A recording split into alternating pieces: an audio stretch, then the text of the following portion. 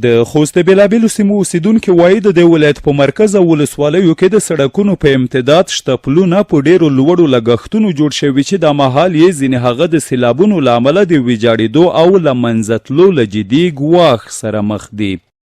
د خوست ډېر ولسوالۍ دي او ډېر پلونه دي او ډېر پلونه باندې ډېر زیات مصرفونه شوي دي. اوس د ډېرې پلې مقصد کم تخریب شوي دي، لکه اوس د موږ د تڼۍ د سیګۍ پال به ته وښیم چې کم زره تخریب شوی دی.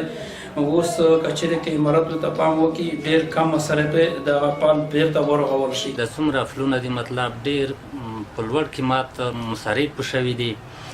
بعضې ځایو کې اوبه په وړي څنګونه یې وړي دي، نو هغه د خرابۍ سره مخ دي.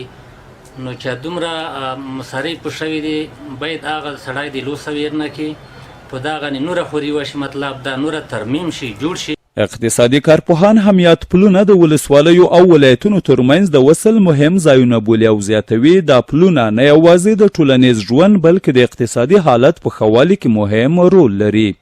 دا نه یوازې خوست بلکې ټول افغانستان او ټول جهان لپاره لومړنی شرط دا دی چې پلونه او هغه د وصل لارې چې د تجارتي اموالو د واردات او صادرات لپاره ضرور دي هغه ورغوي. هاخوځایي چارواکي د پلونو د ساتنې او رغونې په برخو کې د خلکو غوښتنې او اندېښنې پر ځای بولي او زیاتوي. ژر به خوست کې د شته مهمو پلونو د سروې ارزونې او رغونې چارې پیل شي.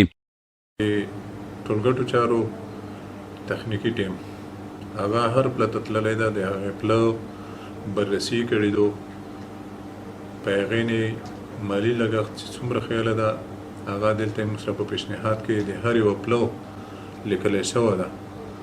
مجموعي هغه رقم چې کومه ده موږ چې جمع کړي دي تقریبا په دې نه 10 میلیونه افغانۍ په دغه تخریب شده پلونو ورسي، او یو پل چې هغه به له سره جوړیږي چې هغه د صبرۍ او د خلبسات پل ده، په هغې باندې 28 میلیونه افغانۍ لګښت موږ سنجولی ده.